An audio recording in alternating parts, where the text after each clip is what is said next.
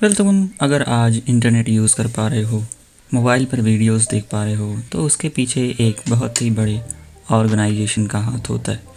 क्या तुम इस ऑर्गेनाइजेशन के बारे में जानते हो? So let me explain in this video what is ISP। सबसे पहले तुम ये जान लो कि इंटरनेट सर्विस प्रोवाइडर होते क्या हैं। बेसिकली ये ऑर्गेनाइजेशंस होते हैं जो तुम्हें कई तरह की वेब सर्विसेज प्रोवाइड करते हैं और तुम्हें इंटरनेट का यूज़ करने में मदद करते हैं। ISP को तुम ऐसे समझ सकते हो कि ये एक ऑर्गेनाइजेशन है जो पर्सनल और बिजनेस कस्टमर्स दोनों को इंटरनेट से रिलेटेड एक्सेस को प्रोवाइड करते हैं, like web browsing, video watching etcetera. Example के लिए तुम इंडिया में देख सकते हो कितने सारे इंटरनेट सर्विस प्रोवाइडर्स हैं, लाइक जियो, एयरटेल, ETC। यही हैं इंटरनेट सर्विस प्रोवाइडर्स। थोड़ा सा इसकी हिस्ट्री के बारे में तुम जान लो। वैसे तो इंटरनेट सर्विस प्रोवाइडर्स बहुत पहले से ही इंडस्ट्री के अंदर मौजूद हैं, लेकिन लेट 1980s में ये इंटरनेट सर्विसेज केवल गवर्नमेंट एजेंसीज़ के पास रहती थी, जिसमें अमेरिका ऑनलाइन AOL एक बड़ा नाम था। 1980s के बाद ये चीज़ें चेंज हुई और कुछ प्राइवेट एजेंसीज़ ने भी इंटरनेट सर्विस प्रोवाइड करना शुरू कर दिया। धीरे धीरे अर्ली 1990s में इसमें एक बूस्ट आया और ब्रॉडबैंड कनेक्शंस आना शुरू हो गए और ये थी इंटरनेट इकोनॉमी की शुरुआत। तो अभी तक तुम्हें ये तो समझ आया होगा कि वैसे ISPs का काम क्या है।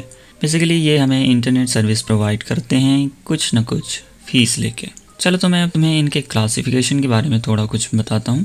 वैसे तो कई तरह के ISPs होते हैं, जिनमें कुछ इंपॉर्टेंट ISPs मैं तुम्हें बताता हूँ। जैसे कि पहला है एक्सेस प्रोवाइडर। ये हमें इंटरनेट से रिलेटेड एक्सेस प्रोवाइड करता है, जिससे हम इंटरनेट को सही तरीके से एक्सेस कर सकें।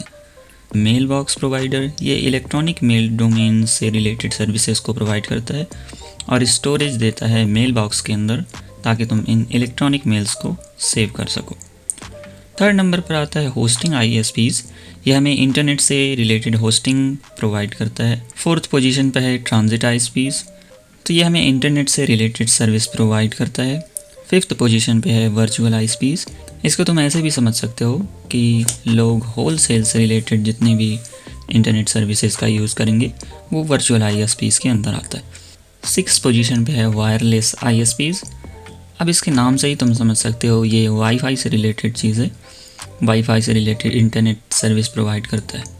इतने सारी क्लासिफिकेशन समझने के बाद तुम्हें पता चला होगा कि इंटरनेट सर्विस प्रोवाइडर कितने तरह के हो सकते हैं। चलो अब हम सर्विसेज की बात कर लेते हैं कि इंटरनेट सर्विस प्रोवाइडर हमें कौन कौन सी सर्विसेज देता है। एग्जांपल के लिए मैं तुम्हें कुछ टर्म्स बताता हूँ, जैसे web surfing, online business, email, domain registration, browsing, video watching ETC। ये सब इंटरनेट सर्विस प्रोवाइडर की सर्विस के अंदर आता है। इसके अलावा जितने भी इंटरनेट से रिलेटेड चीज़ें तुम कर पाते हो वो सभी चीज़ें इंटरनेट सर्विस प्रोवाइडर के अंदर ही आती हैं। इसके पीछे एक लार्ज कॉरपोरेशन का हाथ होता है, जिसमें लाखों लोग यूज़र्स को फैसिलिटी प्रोवाइड करने के लिए वहाँ काम करते हैं।